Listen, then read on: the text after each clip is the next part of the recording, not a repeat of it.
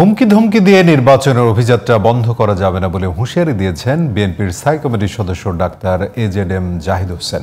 দুপুরে শহীদ প্রেসিডেন্ট জিয়াউর রহমানের সমাধিতে শ্রদ্ধা নিবেদন শেষে তিনি বলেন, যারা পেছনের দরজা দিয়ে ক্ষমতায় আসতে চায় শুধু তাদের দাবি পিআর পদ্ধতি। আর বিএনপির সিনিয়র যুগ্ম মহাসচিব রুহুল কবির রিজভী অভিযোগ করেছেন, পিআর সহ নানা ইস্যু তৈরি করে নির্বাচন নিয়ে জটিলতা তৈরি করছে দুই একটি দল। বিস্তারিত মনিরুজ্জামানের রিপোর্টে।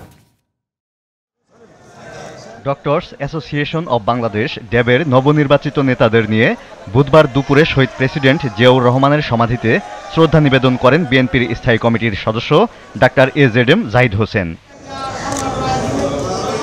পরে গণমাধ্যমের সাথে কথা বলেন তিনি। ডাক্তার জাহিদ বলেন, যারা নির্বাচন বন্ধের ধমক দিচ্ছেন জনগণ তাদের সাথে নেই।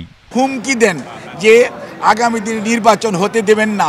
মনে হচ্ছে সেই স্বৈরাচারের যে আচরণ ছিল, স্বৈরাচারের যে কথা ছিল, সেই ধরনের কথার পদধ্বনি আমরা শুনতে পাই। ধমক দিয়ে বাংলাদেশের মানুষকে দাবিয়ে রাখা যায় নাই। এদিকে গুলশানে চেয়ারপারসনের কার্যালয়ে সংবাদ সম্মেলনে দলের সিনিয়র যুগ্ম মহাসচিব রুহুল কবির রিজভী অভিযোগ করেন, নির্বাচনের আগে পরিকল্পিতভাবে বিএনপির ভাবমূর্তি নষ্ট করার অপচেষ্টা চলছে। বিভিন্ন মাস্টার প্ল্যান করে যাচ্ছে যে যাতে বিএনপির ভাবমূর্তি নষ্ট করা যায় নির্বাচনের আগে।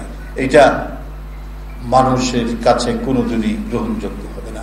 চক্রান্ত ষড়যন্ত্র করে নীল নকশা করে কোনো রাজনৈতিক দলের দীর্ঘদিনের ঐতিহ্যগত যে ইমেজ, সেই ইমেজকে ভুলুণ্ঠিত করার চেষ্টা কোনোদিনই সফল হবে না, অতীতেও হয়নি।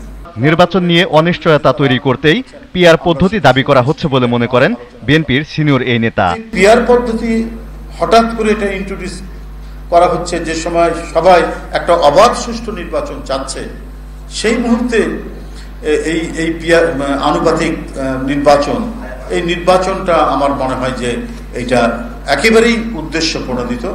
এর মধ্যে আমার মনে হয় যে অন্তর্গত কোনো স্বচ্ছতা নেই।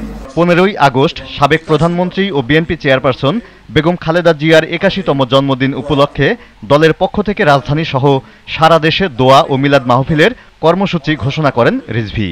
কোনো কেক কাটা বা অন্য কোনো এর সাথে কোনো কর্মসূচি থাকবে না। Moniruzzaman, GTV news, Dhaka.